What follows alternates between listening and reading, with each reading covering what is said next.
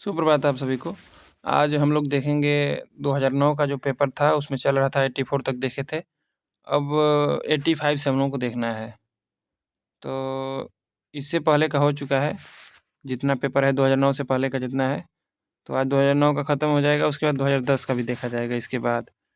तो प्रश्न देखा जाए, आचार्य रामचंद्र शुक्ल ने हिंदी साहित्य का इतिहास के आधुनिक गद्य साहित्य परंपरा का प्रवर्तन के अंतर्गत प्रथम उत्थान की कालावधि निर्धारित की है। तो शुक्ल जी प्रथम उत्थान द्वितीय उत्थान माने हैं ना, तो उसका समय पूछ रहा है। तो संवत 1900 से 1950 विक्रमी तक, कि संवत 1925 से 1950 विक्रमी तक, कि संवत 1925 से 1975 विक्रमी तक, कि संवत 1900 से 1925 विक्रमी तक। ठीक। तो शुक्ल जी जो है प्रथम उत्थान का समय माने हैं। प्रथम उत्थान को भारतेंदु युग भी कहा जाता है और द्वितीय उत्थान को द्विवेदी युग। तो ये माने हैं संवत 1925 से 1950 विक्रमी तक, ये इनका है। 1925 से 50 है और उसके बाद द्विवेदी युग जो है उसको द्वितीय उत्थान कहे हैं, उसको 25 से 75 विक्रमी तक माने हैं। इसको ध्यान देना है।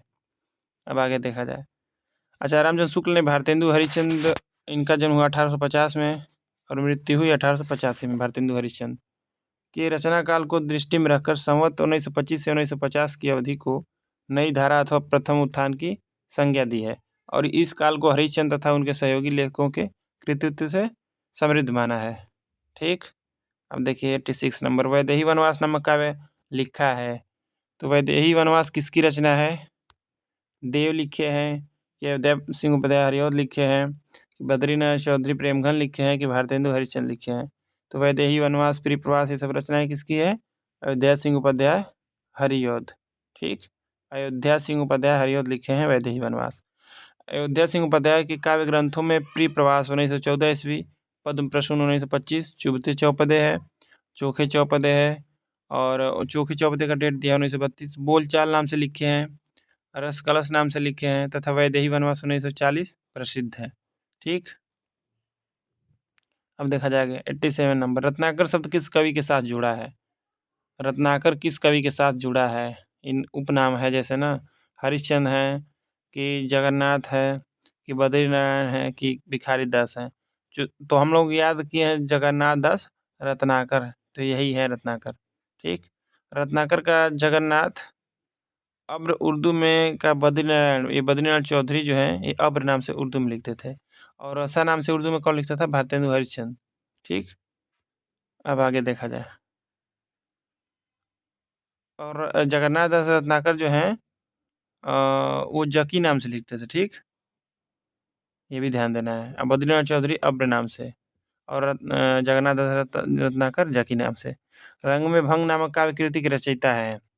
तो एक ये किसकी रचना है? रंग में भंग भिखारी दास की रचना है, कि मलुक दास की रचना है, कि मैथिली शरणगुप्त की रचना है, कि तुलसीदास की है? तो रंग में भंग जो रचना है ये मैथिली शरणगुप्त की रचना है। गुप्त जी की के प्रसिद्ध प्रबंध काव्य इस प्रकार हैं। साकेत 1931 में है, यह विशद प्रबंध काव्य है।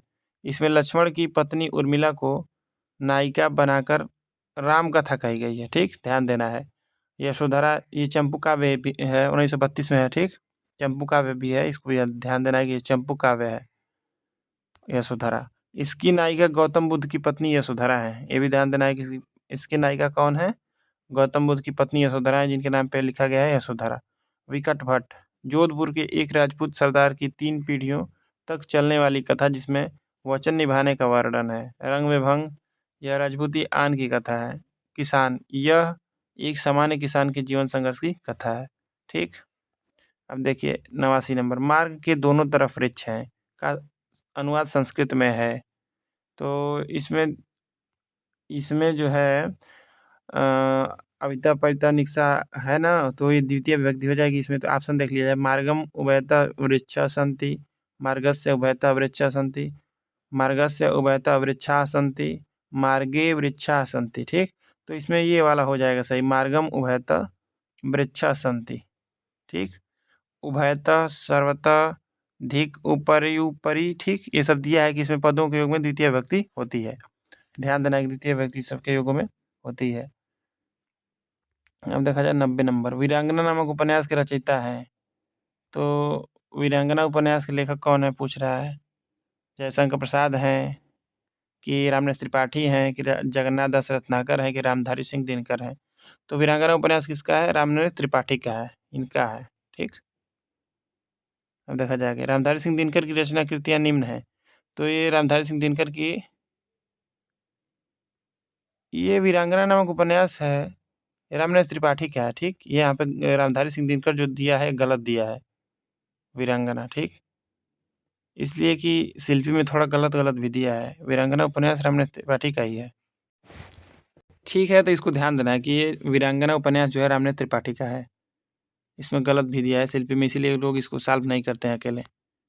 अब देखिए, रामधारी सिंह दिनकर की रचना कृतियाँ निम्न है। रेणुका है, प्रणभंग है, हुंकार है, रसवंती है, कुरुक्षेत्र है, परशुराम की प्रतीक्षा, रश्मिरथी कर्ण के जीवन पर आधारित है, उर्वशी है, नील कुसुम, कोयलार कवित्व है, और मृत्यु तिलक है। ये मृत्यु तिलक। ठीक, हारे को हरिला नहीं है, हारे को हरिनाम है। इसमें थोड़ा मिस प्रिंट भी बहुत हो गया है। अब देखिए, संस्कृति के 4 अध्याय पे इनको साहित्य अकादमी मिला है। इस पे उर्वशी पे इनको मिला है ज्ञानपीठ पुरस्कार। शुद्ध कविता की खोज, ये भी ध्यान देना है। शुद्ध कविता की खोज ये दिनकर की रचना है, एवं दिनकर की डायरी। ये वीरांगना इनका नाटक है, दिया है, लेकिन अब ये नाटक इनका है कि नहीं कन्फर्म नहीं है, इसलिए कि नाटक इनका हमको नहीं पता है। नाटक नहीं लिखे हैं शायद, तो ये नाटक इनका नहीं, वीरांगना उपन्यास है। ये ध्यान देना है कि रामनरेश त्रिपाठी का है, बहुत एक ही है इनका। ठीक, रामनरेश त्रिपाठी की रचना निम्न है। मिलन, पथिक, मानसी और स्वप्न, ये इनका तो एकदम फेमस ही है, काव्य ग्रंथ है सब। मिलन, पथिक और स्वप्न और मानसी। अब देखा जाए आगे। उत्साह शब्द का विशेषण है। उत्साह शब्द का विशेषण क्या होगा पूछ रहा है। तो उत्साह होगा, देखिए ऑप्शन दिया, उत्साह होगा कि उत्साहित होगा कि उत्साह होगा कि उत्साही होगा। तो उत्साह शब्द का विशेषण क्या होगा? उत्साहित होगा। उत्साहित व्यक्ति, उसकी विशेषता बता रहा है ना, कोई व्यक्ति क्या है? उत्साहित है। तो उत्साह शब्द का विशेषण होगा उत्साहित। मोहन से चला नहीं जाता, वाक्य में कौन सा वाच्य है? कर्मवाच्य है कि भाववाच्य है, कर्तृवाच्य है कि इनमें से कोई नहीं है? तो ध्यान ये देना रहता है कि मोहन से चला नहीं जाता, इसमें भाववाच्य है। भाववाच्य हमेशा नकारात्मक रहता है। ठीक, मोहन से चला नहीं जाता। क्रिया देखिए, अब यहाँ पे एक्सप्लेनेशन इसका दिया है। क्रिया कर्ता कर्म या भाव के अनुरूप ही होती है।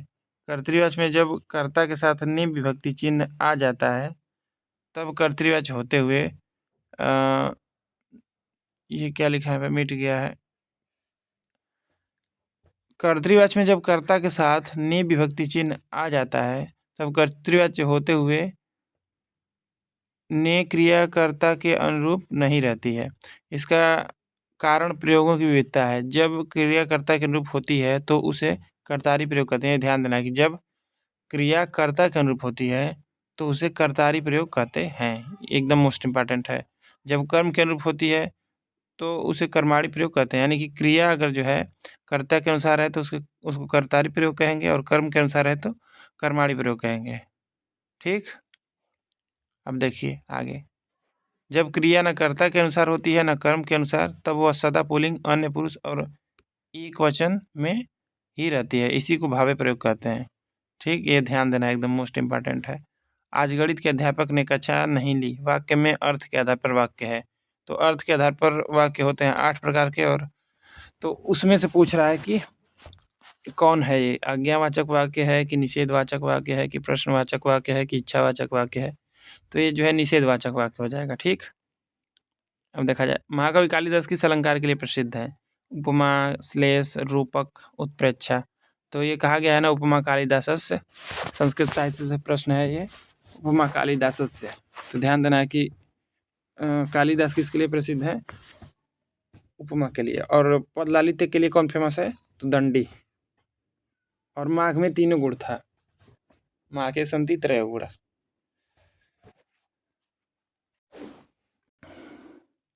ठीक, तो हम लोग यहाँ तक देख लिए थे कालिदास की उपमाओं की विलक्षणता। तो यहाँ पे देखना है महाकवि कालिदास किस अलंकार के लिए प्रसिद्ध है। तो हो गया था उपमा। कालिदास की उपमाओं की विलक्षणता तो विश्वविख्यात है। उपमा कालिदास से वास्तव में उनकी उपमाएं अद्वितीय हैं। अनुरूपता, सरसता तथा पूर्वता की दृष्टि से वे बेजोड़ हैं। नंदिनी गाय राजा दिलीप और सुदक्षिणा के बीच वैसे ही शोभा पा रही है जैसे दिन और रात के मध्य में होने वाली रक्तवर्णा संध्या, दिनक्षणा मध्यगतेव संध्या। ठीक, तो ये ध्यान देना है कि उपमा के लिए कौन फेमस है? कालिदास। निम्नलिखित में कौन सा शब्द पताका का पर्यायवाची नहीं है? तो पताका का पर्यायवाची कौन नहीं है इसमें पूछ रहा है। झंडा नहीं है कि निशान नहीं है कि प्रस्तर नहीं है कि ध्वज नहीं है? तो प्रस्तर जो है पत्थर का पर्यायवाची होता है, ठीक। प्रस्तर, पाहन, पाषाण, पाषाण, अश्म, संग, पाहन प्रस्तर के पर्यायवाची हैं। झंडा, निशान एवं ध्वज पताका के पर्यायवाची हैं। अब देखा जाए 96, रज्जू शब्द का हिंदी में अर्थ है। रज्जू शब्द का हिंदी में अर्थ क्या है वही पूछ रहा है। मछली होगा कि मेढक होगा कि रस्सी होगा कि घोड़ा होगा? तो रज्जू का मतलब रस्सी होता है, ठीक। अब देखिए आगे 97, जिसमें धैर्य न हो के लिए एक शब्द है। तो जिसके अंदर धैर्य नहीं उसको क्या कहा जाता है? अधर कहा जाता है कि धरातल कहा जाता है कि अधीर कहा जाता है कि धीरता कहा जाता है? तो जिसके अंदर धैर्य नहीं होता है उसको क्या कहा जाता है? अधीर कहा जाता है, ठीक। अब देखा जाए आगे, आवरण शब्द का विलोम है। आवरण, आवरण शब्द का विलोम क्या होगा? अनावरण होगा कि आचरण होगा कि सुवर्ण होगा कि अवज्ञा होगा? तो आवरण का होता है अनावरण, ठीक। अब देखिए निम्नलिखित शब्दों में से हनुमान का पर्यायवाची शब्द नहीं है। तो राम भक्त है दिया, पवन सुत दिया है, बजरंगबली दिया है, कपीश्वर दिया है। तो ये तो सबको पता है कि पवन सुत हनुमान होते हैं। इनके पिताजी पवन थे ना। अब देखिए बजरंगबली इनको कहा जाता है। कपीश्वर, कपियों में जो महान है कपीश्वर, ठीक। तो इनको कहा जाता है। राम भक्त देखिए ये सबके लिए हो जाएगा। राम भक्त तो कोई भी हो सकता है, हनुमान भी थे, भरत भी थे, लक्ष्मण भी थे, तो राम भक्त तो कोई हो जाएगा। तो इसीलिए राम भक्त नहीं होगा। हनुमान का पर्यायवाची महावीर, कपीस, रामदूत, मारुति, जितेंद्रिय, बजरंगी, आंजनेय। देखिए ये सब हनुमान जी का पर्यायवाची शब्द है। आंजनेय कहा जाता है क्योंकि अंजना के पुत्र थे। अंजनी पुत्र पवन सुत नामा है ना, तो पवन सुत भी हैं। और बजरंगी, जितेंद्रिय, पवन सुत, मारुति, पवन कुमार, कपीश्वर, ठीक। ये सब हनुमान जी का पर्यायवाची है। अब देखिए मेवाती किस उपभाषा वर्ग की बोली है? तो बोली से हर साल एक लगभग प्रश्न आ जा रहा है, ठीक ना, हर पेपर में। पूर्वी हिंदी से है कि राजस्थानी हिंदी कि बिहारी हिंदी की बोली है कि पहाड़ी हिंदी? तो मेवाती ये सबको पता होगा कि राजस्थानी हिंदी की बोली है, ठीक। अब देखिए राजस्थानी उपभाषा के अंतर्गत मारवाड़ी, जयपुरी, मेवाती एवं मालवी बोलियाँ आती हैं। तो इसमें क्या होता है कि पूछ देता है। अब तो राजस्थानी सबको याद है कि इसमें मारवाड़ी हो जाएगी, जयपुरी हो जाएगी, मेवाती हो जाएगी, मालवी हो जाएगी। अब पूछता है कि इसमें पूर्वी राजस्थानी कौन है, पश्चिमी राजस्थानी कौन है, उत्तरी कौन है, दक्षिणी कौन है? तो इसमें सिंपल ध्यान देना है कि ये जयपुरी है, तो इसमें प आ रहा है ना जयपुरी, तो ये पूर्वी राजस्थानी है। मेवाती है, इसमें त आ रहा है, तो ये उत्तरी राजस्थानी है, ठीक। अब मालवी, ये तो मालवा, दक्षिण का मालवा आप लोग पढ़े ही होंगे हिस्ट्री में। तो मालवी जो है दक्षिण की दक्षिणी राजधानी है, ठीक। अब एक बच गया मारवाड़ी, तो उसको पश्चिमी में कर देंगे, हो जाएगा। तो बस ऐसे ही याद कर लेंगे, इसका आसान ट्रिक है याद करने का, इसलिए कि बहुत याद होता नहीं है जल्दी कि कौन पश्चिमी राजधानी है कौन पूर्वी राजधानी है, ठीक। अब देखिए पूर्वी हिंदी के अंतर्गत अवधी, बघेली, छत्तीसगढ़ी, ये तीनों एकदम इम्पॉर्टेंट है, याद रहना चाहिए। बिहारी हिंदी के अंतर्गत भोजपुरी, मैथिली एवं मगधी तथा पहाड़ी हिंदी के अंतर्गत पश्चिमी पहाड़ी एवं मध्यवर्ती पहाड़ी बोलियाँ आती हैं। अब देखिए 101 नंबर, निम्नलिखित में से कर्मधारय समास किसमें है? तो कर्मधारय समास इसमें से किसमें है? चक्रपाणी में है कि चतुर्युगम में है कि नीलोत्पलम में है कि माता पिता में है? तो नीलोत्पलम में विशेषता बता रहा है ना, नील उत्पल का मतलब कमल हो जाएगा। तो इसका विशेषता बता रहा है कि नीला है कमल, नीलोत्पल। जब कोई एक खंड विशेषण उपमासूचक शब्द हो तो कर्मधारय समास बनता है।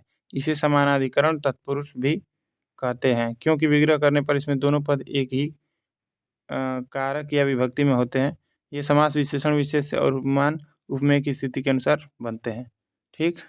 तो इसमें कर्मधारय समास हो जाएगा। अब 102 देखा जाए, गौशाला शब्द में कौन सा समास है? गौशाला,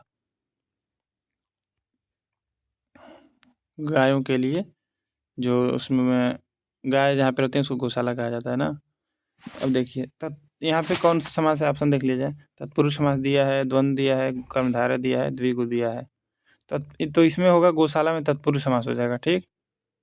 के लिए लग गया है ना, तो इसलिए तत्पुरुष हो जाएगा। तो कर्ता को छोड़ के और ऐसे कर्म कारक ये सब रहता है ना, कर्ता ने कर्म को, तो कर्ता को छोड़ के और सब विभक्ति आएगी तो उसमें रहता है तत्पुरुष समास, कर्ता को छोड़ दिया जाता है। ठीक, अब देखिए आगे। तत्पुरुष समास में अंतिम पद प्रधान होता है। ये तो सबको पता है कि अंतिम पद प्रधान होता है, और अव्यय भाव में प्रथम पद प्रधान होता है, तथा समस्त पदों में कर्ता को छोड़कर अन्य कारकों में से कोई एक कारक छिपा होता है। द्वंद्व समास में दोनों पद प्रधान होते हैं तथा दोनों के बीच और का लोप हो जाता है। कर्मधारय समास में एक पद विशेषण और दूसरा पद विशेष से होता है। द्विगु समास में पहला पद संख्यावाचक विशेषण होता है। ठीक, अब देखिए 103 नंबर। संस्कृत काव्य में पद लालित्य के लिए किसकी प्रसिद्धि सर्वाधिक है? देखिए आ ही गया, हम लोग कह रहे थे और इसमें आ गया। ठीक, तो संस्कृत साहित्य में पद लालित्य के लिए कौन फेमस है? कालिदास फेमस हैं कि माघ हैं कि भारवी हैं कि दंडी हैं? तो संस्कृत साहित्य में पद लालित्य के लिए कौन फेमस है? तो दंडिना पद लालित्य है ना। अब माघ में तीनों गुण है। माघ में कौन कौन 3 गुण है ये भी पूछ लेता है। तो उपमा है। ठीक, देखिए कौन कौन है माघ में 3 गुण है। उपमा है और ये कालिदास वाला है। ठीक, तो उपमा हो जाएगा एक, और कौन है? पदलालित्य हो जाएगा ये वाला, और एक और है, एक भारवी का है ना। उपमा, पदलालित्य, भारवी का अर्थ गौरव है। तो ये तीनों जो है अर्थ गौरव जो है, अर्थ गौरव, तो ये भारवी का है। ये तीनों गुण पाया जाता है माघ में। माघ इतने मान थे कि इनमें तीनों गुण पाया जाता है, ये भी ध्यान देना। अब देखिए पूछ रहा है कि संस्कृत काव्य में पद लालित्य के लिए किसकी प्रसिद्धि सर्वाधिक है? तो कालिदास की, माँ की, भारवी की, दंडी की। तो दंडी की काव्यादर्श एवं 10 कुमार चरित्र प्रसिद्ध रचनाएं हैं। माँ का शिशुपाल वधम, भारवी का किरातार्जुनीयम प्रसिद्ध कृतियां हैं। ठीक, उपमा कालिदास से के लिए कालिदास प्रसिद्ध हैं। ठीक ना, तो ये ध्यान देना है। काव्य का वह गुण जो चित्त में तेज और स्फूर्ति का संचार करता है, कौन सा गुण कहलाता है? तो काव्य का वह गुण जो चित्त में तेज और स्फूर्ति का संचार करता है, कौन सा गुण कहलाता है? ओज गुण कहलाता है कि माधुर्य गुण कहलाता है कि प्रसाद गुण कहलाता है कि इनमें से कोई नहीं? तो उसको ओज गुण कहते हैं। ठीक, ओज गुण के कारण काव्य में ओजस्विता आदि आती है, यहाँ पे रहेगा। ठीक, ऐसी कविता जिसको पढ़कर चित्त स्फूर्त हो या फड़क उठे, ओज गुण से युक्त होती है। ओज गुण में ट, ठ, प, फ आदि कठोर वर्णों का प्रयोग होता है। तो ओज गुण जो है ना, इसमें कठोर वर्णों का प्रयोग होता है। जैसे ट हो गया, ठ हो गया, प हो गया और फ हो गया, ये सब कठोर वर्ण है, इनका प्रयोग ओज गुण में होता है। ठीक, अब देखा जाए आगे। तरु रिपुधर देख के विरहिनी तीय अकुलाय में कौन सा काव्य दोष है? तो काव्य दोष से प्रश्न पूछा है। इसमें काव्य दोष थोड़ा ध्यान से पढ़ना रहता है, थोड़ा उदाहरण इसका उतना याद नहीं रहता है, बहुत थोड़ा सा कठिन हो जाता है, इसलिए कि अपने से पहचानना रहता है। उदाहरण भी लेकिन ज़्यादा है नहीं, याद कर लेंगे तभी भी हो जाएगा। तो इसमें च्युत संस्कृति दोष है कि न्यून पदत्व है कि अधिक पदत्व है कि क्लिष्टत्व है? तो इसमें क्या है? क्लिष्टत्व है। ठीक, क्या दिया है? तरु रिपु, जो पढ़ने में आपको क्लिष्ट लगे, शब्द ऐसे उसमें आ जाएंगे कि उसको पढ़ने पे लगेगा कि थोड़ा क्लिष्ट हो जा रहा है, तो उसको क्लिष्टत्व कहा जाता है। काव्य दोष है। ठीक, तरु रिपुधर देख के विरहिनी तीय अकुलाय, तो यहीं पे थोड़ा सा क्लिष्ट हो जा रहा है ना, तरु रिपुधर। ठीक, अब देखिए क्लिष्टत्व का अर्थ है कठिनाई। अर्थ को दुरूह बनाने वाले सब शक्ति चमत्कारों के प्रयोग से क्लिष्टत्व दोष काव्य में आ जाता है। प्रस्तुत पद्यांश में मेघ के लिए तरु रिपुधर, ठीक, शब्दों का प्रयोग किया गया है, जिसका तात्पर्य है वृक्ष की शत्रु अग्नि, अग्नि का शत्रु जल और उस जल को धारण करने वाला बादल। ऐसे प्रयोगों के कारण अर्थबोध में कठिनाई होती है। ठीक ना, इसमें अर्थ तो इतना आराम से समझ में नहीं आ रहा है, क्लिष्टत्व दोष हो गया है। अब देखिए वह सममात्रिक छंद जिसके प्रत्येक चरण में 24 मात्राएं हो तथा प्रत्येक चरण में 11 एवं 13 मात्रा पर यति होती हो, कौन सा छंद कहा जाएगा? ठीक, तो वह सममात्रिक छंद जिसके प्रत्येक चरण में 24 मात्राएं हो तथा प्रत्येक चरण में 11 एवं 13वीं मात्रा पर यति हो, कौन सा छंद कहा जाएगा? तो ये सबको पता है, किरोला कहा जाएगा। ठीक, तो ऑप्शन क्या दिया है? रोला दिया है, सोरठा दिया है, सवैया दिया है, कवित्त दिया है। ठीक ना? ठीक, तो यहाँ पे हो जाएगा रोला। और दोहा का उल्टा कौन होता है? सोरठा होता है। अब देखिए 107 नंबर देखा जाए। रहीमन चुप है बैठिए, देख दीनन को फेर, जब नीके दिन आई हैं, बनत न लगी हैं बेर। उपयुक्त पंक्ति में कौन सा छंद है?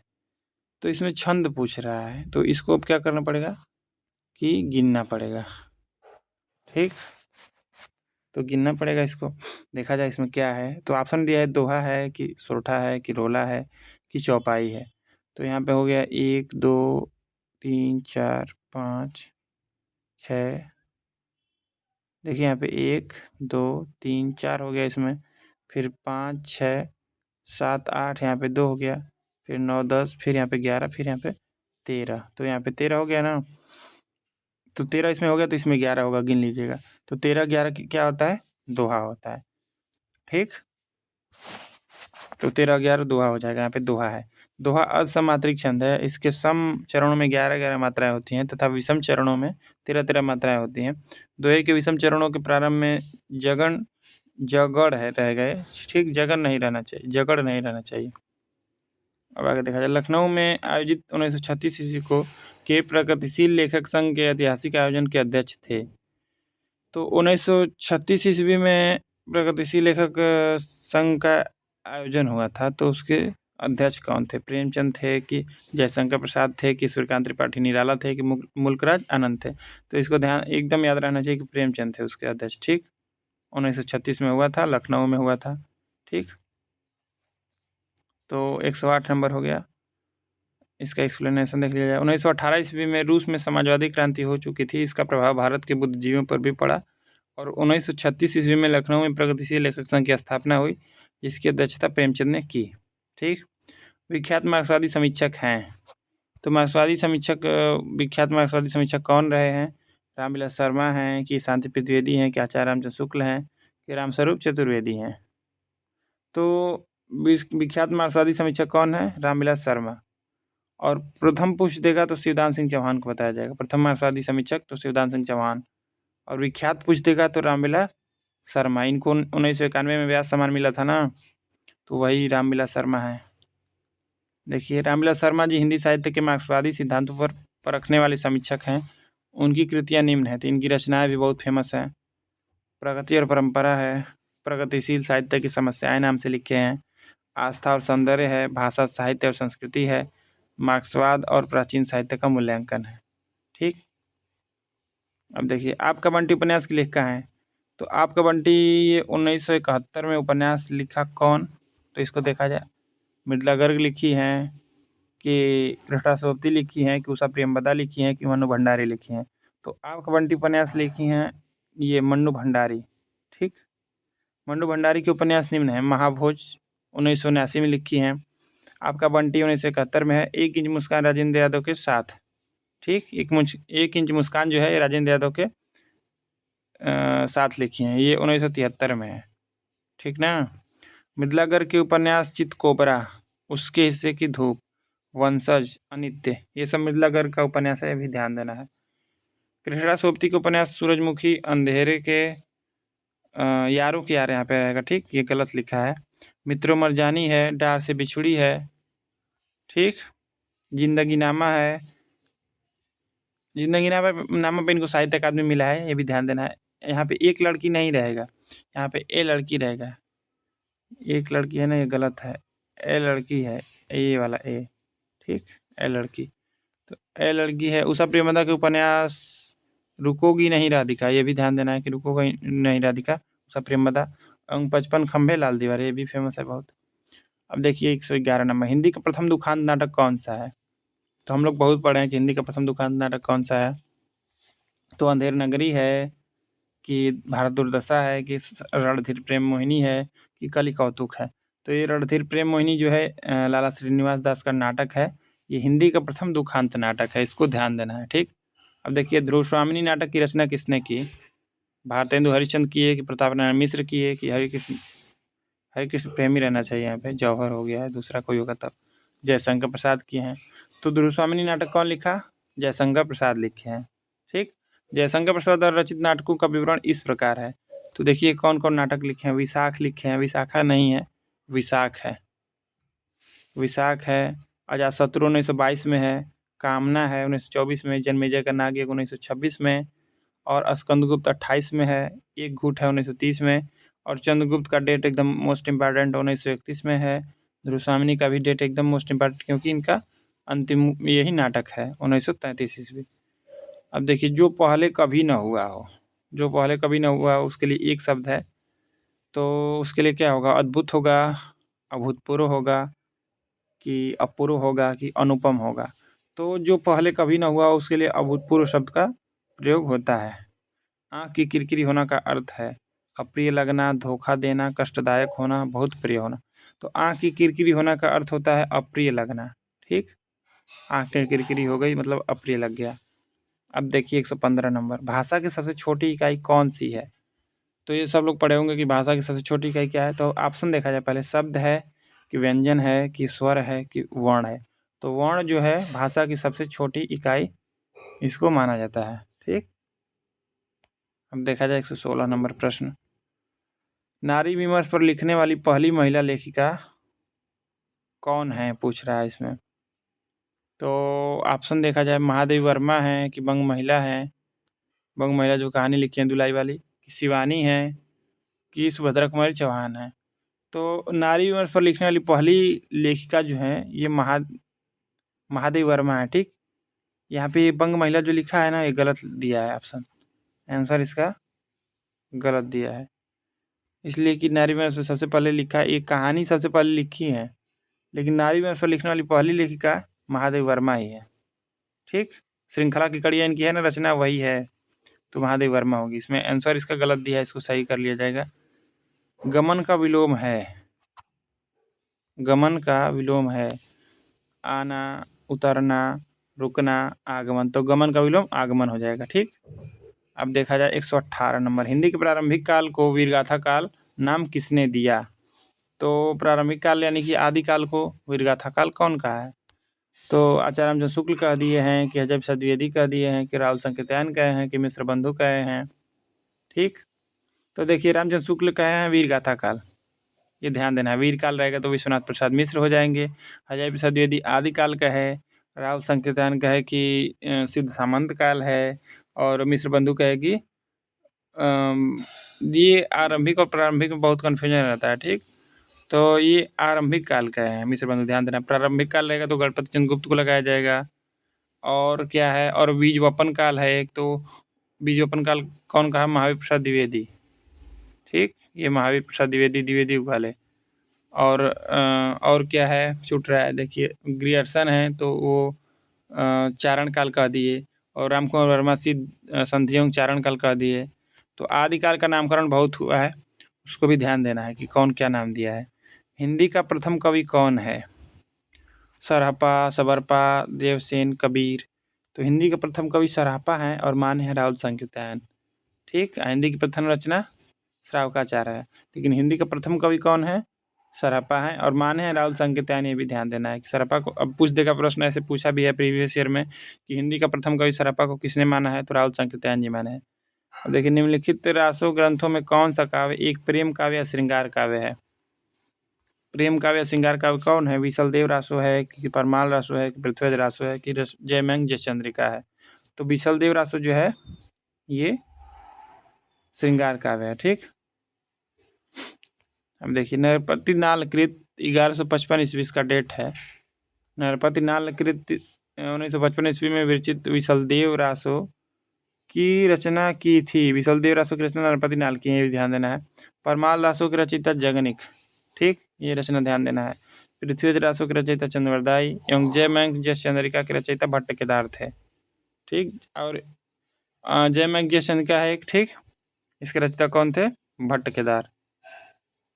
और एक जयचंद्र प्रकाश है, नहीं यहाँ पे देखिए गलत दिया है। जयचंद्र प्रकाश जो रचना है ये भट्ट केदार की है ना, यहाँ पे शिल्पी में थोड़ा यही तो मिस्टेक पकड़ना है। तो जयमंग जयचंद्रिका जो है ये मधुकर कवि की है, और जयचंद्र प्रकाश भट्ट केदार की है, ये ध्यान देना है इसमें। इसीलिए शिल्पी कोई अकेले नहीं पढ़ता है कि गलत हो जाएगा। अब देखिए अष्टछाप के प्रमुख कवि नंददास किसके शिष्य थे? तो नंददास किसके शिष्य थे? तो ऑप्शन क्या दिया है? वल्लभाचार्य के थे, कि रामानंद के थे, कि विठलनाथ के थे, कि विनोबाचार्य के थे? तो वल्लभाचार्य थे, इनके पुत्र थे विठलनाथ, और इनके शिष्य थे नंददास। तो नंददास किसके शिष्य हुए? तो विठलनाथ के शिष्य हुए। ठीक। और वल्लभाचार्य के शिष्य थे सूरदास, परमानंद दास, कृष्णदास। ठीक, ये लोग थे। और विठलनाथ के शिष्य थे चतुर्भुज दास और नंददास। ठीक। अब देखिए 4-4 शिष्य थे दोनों लोग के, 8 मिला के अष्टछाप की स्थापना हुई थी। अब 121 हो गया, अब 122 देखा जाए। देखिए यहाँ पे नीचे एक्सप्लेनेशन इसका दिया है, इसको भी पढ़ लिया जाए। वल्लभाचार्य जी के पुष्टि मार्ग को मानने वाले वे 8 कवि, जिन पर वल्लभाचार्य जी के पुत्र गोस्वामी विठलनाथ ने अपने आशीर्वाद की छाप लगाई, अष्टशाखा या अष्टछाप के नाम से जाने गए। इन 8 कृष्ण भक्त कवियों में 4 वल्लभाचार्य के शिष्य थे और शेष 4 गोसाई विठलनाथ के। वल्लभाचार्य के 4 शिष्यों के नाम हैं, देखिए कुंभन दास सबसे बड़े कवि थे। बड़े मतलब कि एज में सबसे बड़े से पूछेगा कि सबसे महान अष्टछापी कवि, तो सूरदास सबसे। ठीक। लेकिन एज में सबसे बड़े कुंभन दास थे। फिर उसके बाद देखिए सूरदास भी है। इनके शिष्य 4 जो हैं वल्लभाचार्य के, कुंभन दास, सूरदास, परमानंद दास और कृष्णदास। अब देखिए गोस्वामी विठलनाथ के 4 शिष्यों के नाम हैं गोविंद स्वामी, नंददास, चित्त स्वामी, चतुर्भुज दास। तो ये एक प्रश्न ये भी बना है कि कौन अष्टछापी में पिता पुत्र का संबंध था? तो ये कुंभन दास जो है और ये चतुर्भुज दास, ये इनके पुत्र थे। ठीक। अब देखिए नंददास, सूरदास के बाद नंददास का नाम आता है रचना, अच्छी रचना करने में। सूरदास तो सबसे अच्छा रचना किए ही हैं, सूरसागर महान कवि रहे हैं। तो उसके बाद नंददास आते हैं। आइए देखिए, पूछा था एक बार कि संतों में सबसे पढ़े लिखे, तो नामदेव को नामदेव को नहीं माना जाता है। संतों में पूछा था सबसे पढ़े लिखे कवि कौन है? ठीक। तो संतों में सबसे पढ़े लिखे कवि कौन थे? हाँ, तो संतों में सबसे पढ़े लिखे कवि थे सुंदरदास। तो ये आप पूछ देगा कि अष्टछापी कवि में सबसे पढ़े लिखे, मतलब अष्टछाप में कौन पढ़े लिखे थे? तो ये गोविंद स्वामी को ध्यान देना है कि ये पढ़े लिखे थे। ये प्रश्न बन सकता है। अब देखिए विद्यापति ने कुल कितने ग्रंथों की रचना की है? तो ये तो विवाद का विषय रहा है कि विद्यापति ने कितने ग्रंथों की रचना की है। तो ऑप्शन क्या दिया है? 10 दिया है, 12 दिया है, 16 दिया है, 14 दिया है। तो इसमें तो माना है 14 माना है, लेकिन 16 भी मिलता है। ठीक, 16 भी मिलता है। तो 16-14 में कन्फ्यूजन है, लेकिन माना जाएगा 16 को ही। ठीक ना, 16 इनका माना जाएगा कि विद्यापति के कुल ग्रंथों की रचना 16 की है। प्रेरणा नामक कहानी रचित है। तो प्रेरणा नाम से कहानी कौन लिखा है? नागेंद्र लिखे, नगेंद्र रहना चाहिए, गलत यहाँ पे टाइपिंग हुआ है, नगेंद्र है, डॉक्टर नगेंद्र है। अजय प्रसाद द्विवेदी, जयशंकर प्रसाद, प्रेमचंद। तो ये प्रेरणा नाम से कहानी कौन लिखा?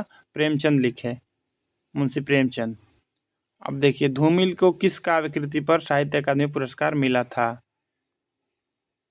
धूमिल को किस काव्य कृति पर साहित्य अकादमी पुरस्कार मिला था? कल सुनना मुझे, सुदामा पांडे का प्रजातंत्र, संसद से सड़क तक, किसी पर नहीं, यानी किसी पर नहीं मिला। यानी कि अब देखिए इसमें कल सुनना मुझे जो है ना, इसी पे इनको साहित्य अकादमी मिला। सुदामा पांडे धूमिल, इनका असली नाम है सुदामा पांडे। तो ये कहाँ के थे? बनारस के थे।